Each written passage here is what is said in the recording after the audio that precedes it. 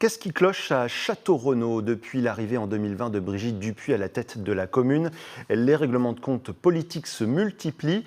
Cette fois, le maire LR doit faire face à une vague de départ de salariés. La CGT parle d'un management toxique. L'opposition s'en mêle. Quant à l'élu, elle dénonce une cabale. Romain Delville. Des employés en dépression, des changements de poste forcés, des mises au placard. À la mairie de Château-Renaud, des agents municipaux s'alarment des conditions de travail et s'en sont plaints auprès des élus de l'opposition. Plusieurs agents sont venus vers nous, par téléphone ou physiquement, pour nous parler de leur mal-être et de leur désarroi. Beaucoup trop de pression, beaucoup trop de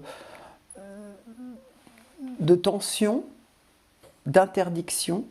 Mise en cause, la maire Brigitte Dupuy réagit et nie tout management toxique.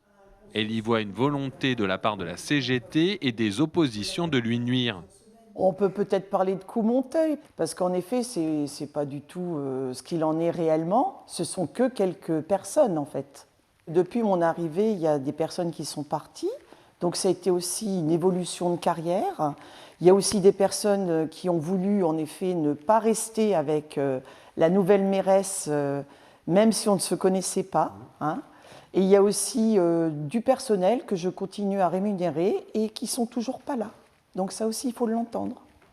Pour ce conseiller municipal de gauche, le climat politique est délétère à Château-Renaud et rejaillit sur le personnel municipal, sur les réseaux sociaux comme en conseil municipal. Il y a une de mes collègues, oui, qui voulait parler, donc Madame la maire, plusieurs fois, répétait « Non, non, non, vous ne pouvez pas parler, je ne vous donne pas la parole ». Et ça a duré, je sais pas, ça paraît long, mais à mon avis, bien 5-10 minutes où j'ai eu cet échange. « Vous ne pouvez pas parler », ma collègue insistait. Hein, elle a le droit quand même, mais non, elle ne voulait pas, donc voilà, c'était ça. Des procédures administratives et judiciaires sont en cours, même si en apparence, chaque camp souhaite que le dénigrement laisse place à l'apaisement.